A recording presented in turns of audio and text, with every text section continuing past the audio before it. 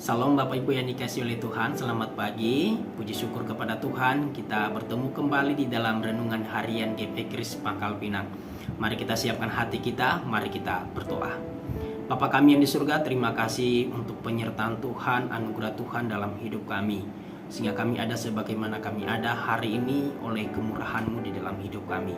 Saat ini kami akan merenungkan, mendengarkan firman Tuhan. Tolong kami, mampukan kami, kuasai kami, pimpin kami, agar kami bisa memahami dan melakukan firman Tuhan ini di dalam hidup kami hari lepas hari.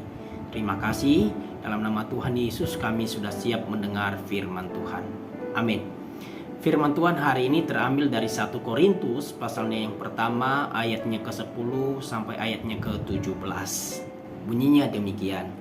Tetapi aku menasihati kamu, saudara-saudara, demi nama Tuhan kita Yesus Kristus, supaya kamu seia sekata dan jangan ada perpecahan di antara kamu.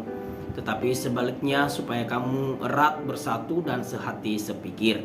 Sebab, saudara-saudaraku, aku telah diberitahukan oleh orang-orang dari keluarga Klu tentang kamu bahwa ada perselisihan di antara kamu. Yang aku maksudkan ialah bahwa kamu masing-masing berkata, aku dari golongan Paulus, atau aku dari golongan Apolos, atau aku dari golongan Kefas, atau aku dari golongan Kristus. Adakah Kristus terbagi-bagi?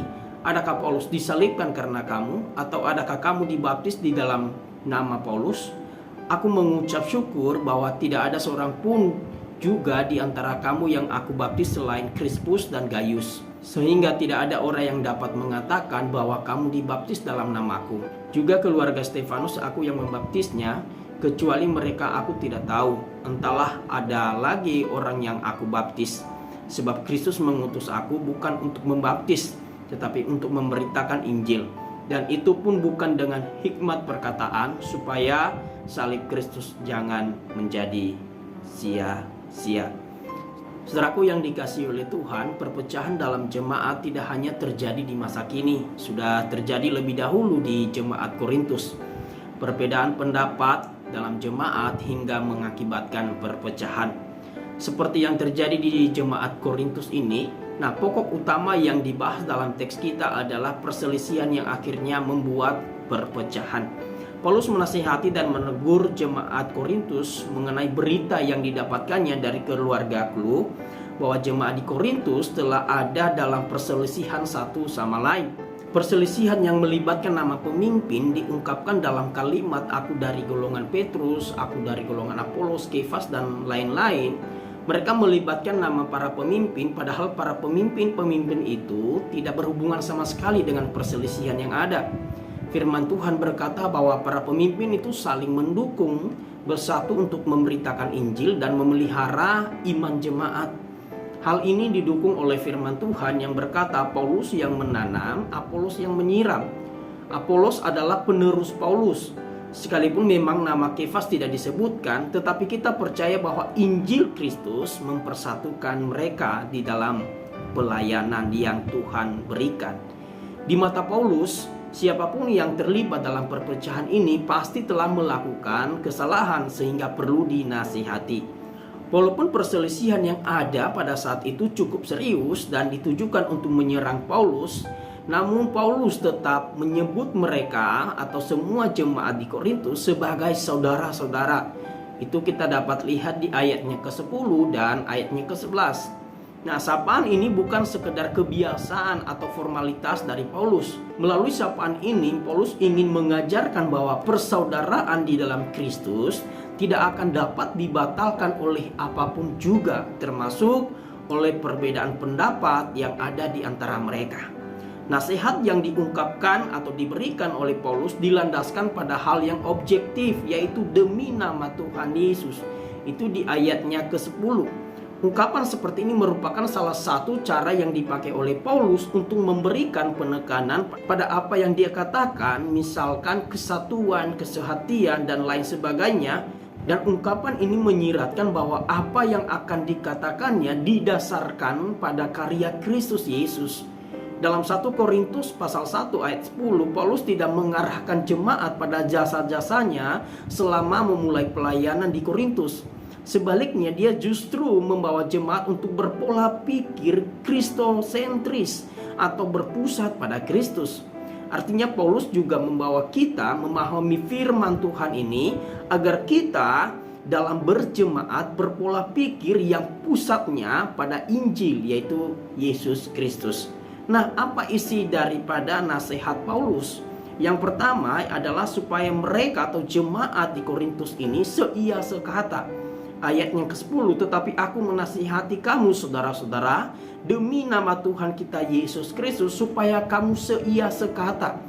Menurut teks aslinya, nasihat seia sekata ini diterjemahkan supaya kamu semua, yaitu jemaat, terus-menerus mengatakan atau berkata tentang hal yang sama.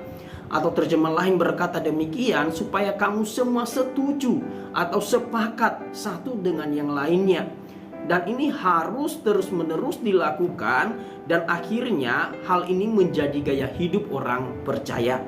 Jadi seia sekata ini adalah membuat keputusan yang sama dan sepakat satu sama lain. Dan hal ini terus-menerus dilakukan hingga akhirnya menjadi gaya hidup kita. Nasihat Paulus yang kedua adalah supaya jangan terjadi perpecahan di dalam jemaat. Masih di ayatnya ke-10, tetapi aku menasihati kamu saudara-saudara demi nama Tuhan kita Yesus Kristus supaya kamu seia sekata, jangan ada perpecahan di antara kamu. Perbedaan pendapat mungkin bahkan pasti ada. Kita tahu bahwa jemaat di Korintus ini berasal dari latar belakang etnis, sosial, dan ekonomi yang berbeda. Mereka pasti memiliki perbedaan-perbedaan tertentu. Semua perbedaan-perbedaan ini sah-sah saja sejauh hal ini tidak sampai menimbulkan perpecahan. Demikian juga dengan kita, perbedaan-perbedaan itu selalu ada. Bahkan perbedaan pendapat itu pasti ada, apalagi di dalam gereja. Berbeda karakter, berbeda etnisnya, berbeda sosial dan ekonominya dan lain sebagainya.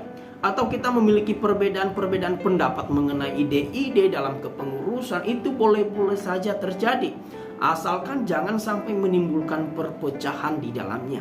Harusnya perbedaan-perbedaan itu semakin mempererat hubungan kita satu sama lain untuk membangun satu sama lain oleh kasih Kristus yang telah kita terima bersama. Nasihat Paulus yang ketiga adalah supaya erat bersatu dan sehati sepikir. Masih di ayatnya ke-10, tetapi aku menasihati kamu saudara-saudara demi nama Tuhan kita Yesus Kristus supaya kamu seia sekata, jangan ada perpecahan di antara kamu, tetapi sebaliknya supaya kamu erat bersatu dan sehati sepikir. Kalimat yang mengatakan supaya kamu erat bersatu dan sehati sepikir dalam terjemahan lebih hurufiahnya mengatakan supaya kamu disempurnakan dalam pikiran yang sama dan pandangan yang sama. Artinya mereka bukan hanya perlu bersatu, tetapi persatuan itu harus sempurna. Mereka perlu disempurnakan dalam cara berpikir yang sama. Kata ini lebih menyoroti cara berpikir, bukan isi pikiran. Mereka tidak boleh memiliki pikiran seperti orang yang tidak mengenal Tuhan yang adalah sia-sia. Melainkan mereka harus memiliki pikiran seperti Kristus yang mementingkan kepentingan orang lain oleh karena kasih. Demikian juga dengan pendapat, mereka harus disempurnakan sehingga terjadi kesatuan di dalam jemaat. Paulus menganggap bahwa persatuan terjadi didasarkan pada kesamaan. Persatuan tetap dipertahankan sekalipun dalam perbedaan. Paulus memerintahkan agar mereka memiliki kesamaan. Hal ini berarti bahwa dalam hal Injil semua harus memiliki pandangan yang sama. Seorang teolog pernah memberi nasihat, dalam hal-hal yang pokok kita harus sama. Dalam hal-hal yang tidak pokok boleh berbeda, tetapi dalam segala hal adalah kasih. Saudara yang dikasihi oleh Tuhan, Kristus mengatakan bahwa gereja adalah tubuh Kristus yang memiliki pandangan yang berbeda-beda. Etnis yang berbeda, status sosial yang berbeda, memiliki talenta yang berbeda-beda, memiliki sifat karakter yang berbeda-beda, tetapi kita satu di dalam kasih Kristus. Injil itu telah mempersatukan kita. Oleh karena itu, marilah kita dalam tubuh Kristus erat bersatu, sehati sepikir, dan paling penting adalah saling mengasihi satu sama lain. Kiranya firman Tuhan ini membangun dan memberkati kita semua. Amin.